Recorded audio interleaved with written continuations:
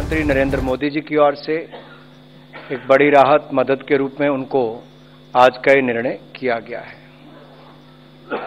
दूसरा, आंध्र प्रदेश की अगर मैं बात करूं तो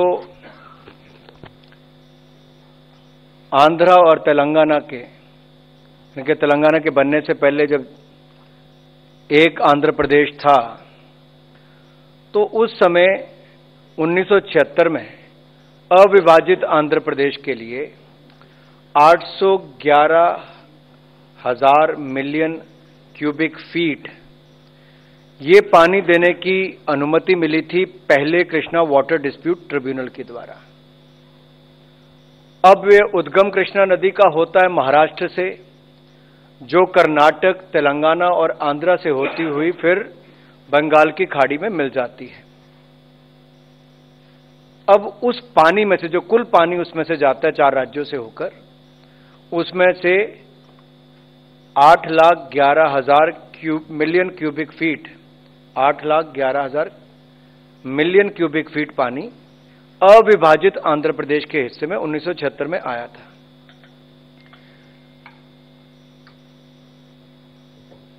आंध्र प्रदेश, कर्नाटक और महाराष्ट्र ने 2004 में कंप्लेंट की केंद्र सरकार के पास और interstate river water dispute act 1956 के अंतर्गत फिर second Krishna water dispute tribunal का गठन किया गया।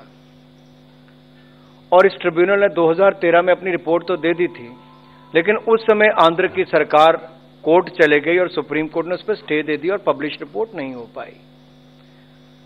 अब 2014 के बाद तेलंगाना राज्य का गठन भी हुआ और इसके चलते वाटर एलोकेशन नहीं हो पाया।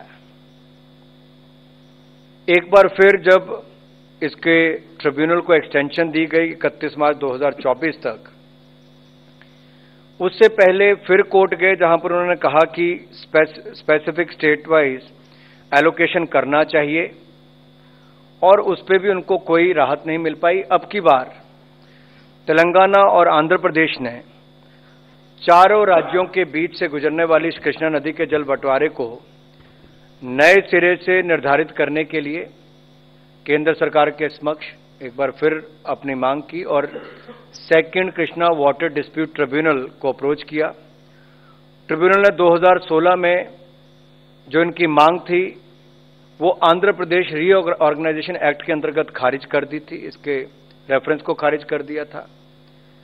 अब जब 2018 में तेलंगाना सरकार ने केवल आंध्र प्रदेश और तेलंगाना के बीच जल बंटवारे को सीमित विषय पर भारत सरकार के समक्ष नई कंप्लेंट दायर की है तथा सुप्रीम कोर्ट में दायर अपनी रिट याचिका वापस कर ली, तो इसी परिप्रेक्ष्य में second Krishna water dispute tribunal ने आंध्र प्रदेश और तेलंगाना के बीच कृष्णा नदी जल विवाद के बंटवारे के लिए समाधान के लिए नए टर्म ऑफ रेफरेंस देने का निर्णय लिया है। इसके अंतर्गत ट्रिब्यूनल अविभाजित आंध्र प्रदेश को कृष्णा नदी से आवंटित जल में से दोनों राज्यों के लिए बंटवारा करेगा जल का, और ये दोनों राज्यों में कार्यरत या निर्माणाधीन या भविष्य के लिए जो प्रस्तावित प्रोजेक्ट्स के लिए प्रोजेक्ट वाइज वाटर एलोकेशन करेगा।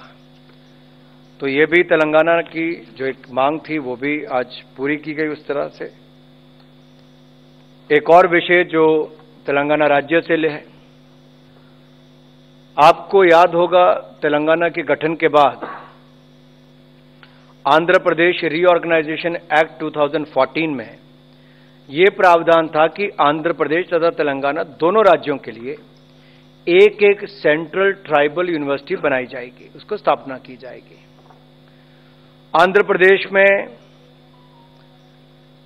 इसकी पहले स्थापना हो चुकी है 2019 में।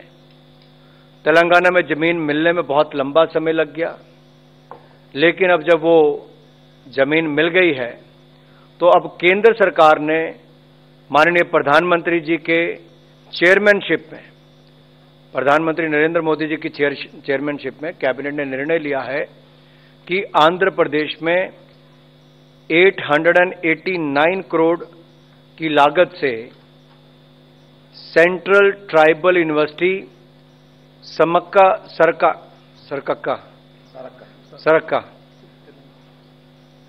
तो तेलंगाना में वन देवता जो है हमारे समकक्का सरक्का सेंट्रल ट्राइबल यूनिवर्सिटी, इसको खोलने का निर्णय लिया है।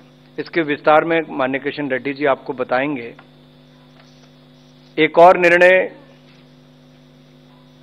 कोविड का समय जब यहां से हम फाइनेंस की निर्णयों की ब्रीफिंग करते थे, उस समय भी आपने सब अनुभव किया होगा कि दुनिया के सामने हल्दी का महत्व क्या है, टर्मरिक का उपयोग क्या है, उससे क्या क्या गुण है, उसका पता भी चला। आज अगर दुनिया में देखा जाए, भारत दुनिया का सबसे बड़ा उत्पादक, खपत करने वाला और निर्यात करने वाला सबसे बड़ा ऐसा देश है।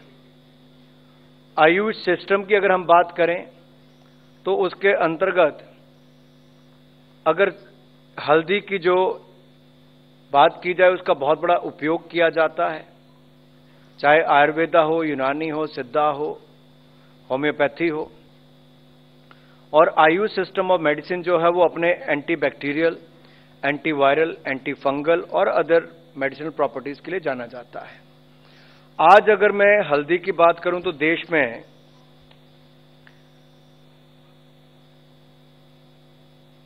जो हम 1600 करोड़ रुपए का एक्सपोर्ट करते हैं, इसका लक्ष्य रखा है लगभग 8400 करोड़ तक जाने का। $1 बिलियन तक इसको लेकर जाएंगे। और ये टारगेट पूरा करने के लिए बहुत जरूरी है कि नेशनल टर्मरिक बोर्ड बनाया जाए। और माननीय प्रधानमंत्री जी ने पिछले कल ही अपने भाषण में नेशनल टर्मरिक बोर्ड बनाने की घोषणा तेलंगाना में एक सभा के दौरान की थी और आज उसकी नोटिफिकेशन भी की गई है। मैंने नोटिफिकेशन हुई इसलिए आपको उससे अवगत करवाना था कि आपको इसकी जानकारी मिल सके। एक और विषय जो सीसीए के अंतर्गत आया वो नॉर्थ कोयल रिजर्वायर प्रोजेक्ट के बचे हुए कार्यों को पूरा करने के लिए रिवाइज्ड कॉस्ट को अनुमोदन दिया गया है। इस प्रोजेक्ट को पूरा करने के लिए अब लगभग 2431 करोड़ रुपए खर्च होंगे, जिसकी संस्तुति की गई है। ये प्रोजेक्ट के बचे हुए कार्य अगले 30 महीनों में पूरे किए जाएंगे। इससे बिहार के औरंगाबाद और गया और झारखंड के पलामू और गढ़वा जिलों के 1,14,000